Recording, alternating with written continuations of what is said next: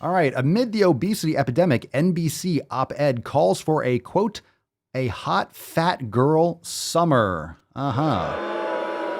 What's your name, fat body? Quote, we survived. This is a whole article. We're not going to read the whole thing.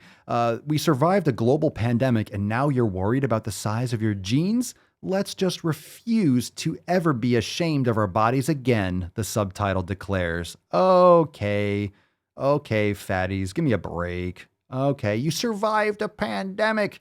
This was, I'm going to say it.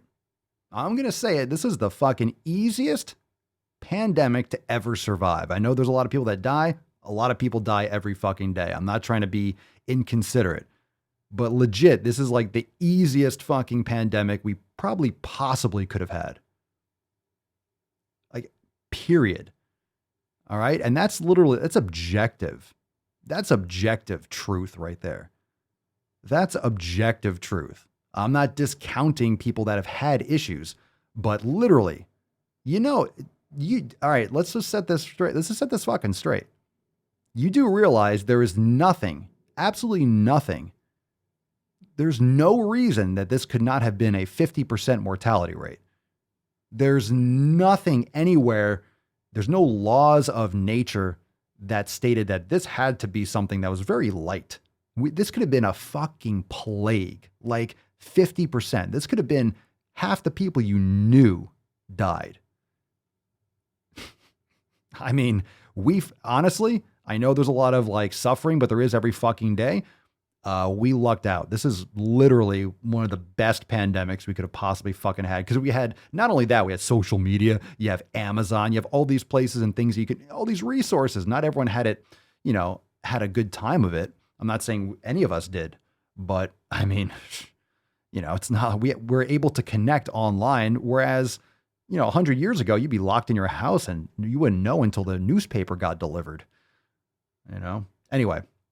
Obesity is let's read a little bit of this. Obesity is an increasing problem in today's gluttonous culture, leading to a swath. That's a good word.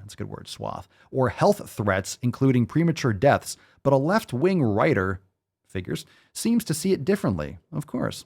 Writing in NBC News on Sunday, Samhita Mukhopadhyay, former executive editor of Teen Vogue. Oh, Teen Vogue. Well, that makes sense. You know how shitty that fucking company is. And author of Outdated, Why Dating is Ruining Your Love Life, probably coming from someone who is single, claims women should have a hot fat girl summer. Note the parenthetical. Quote, we survived a global pandemic, and now you're worried about the size of your jeans? Let's just refuse to ever be ashamed of our bodies again, the subtitle declares. Quote, it's time to tip the scales in favor and have ourselves a hot fat girl summer. Why are we torturing ourselves and other people with the pre-pandemic pressure to lose weight? There is no scarcity right now of jokes, memes, and advice on how to lose the pandemic 15 or shame around pandemic weight gain. There should be. The author writes, quote, but pushing ourselves, that was a quote too, but pushing ourselves to get back to the life we had before, for better or worse, seems counterintuitive to the opportunity we have as we re-enter society. Why not take this moment to reset our barometers of self-love? Why not just reject the unfair external standards that have always kept us all, but especially women, in a cycle of self-hate, fighting to get or keep our weight down, cycling through juice cleanses and fad diets and overly aggressive exercise classes? Sounds like you're doing shit wrong and you're blaming everyone else for it. Nothing's going to go back to the way it was. Why does everyone think that things are going to go back? We haven't discovered time travel yet. So anyone that thinks, I hope it goes back to the way it was before. No, it's 2 years later.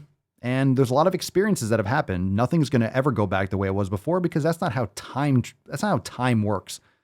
All right. That's not how reality works. Things move forward. You can live in the past if you want, but I don't know if you've noticed, but things are different this year than they were 2 years ago. Just saying. I mean, it's just different. It is.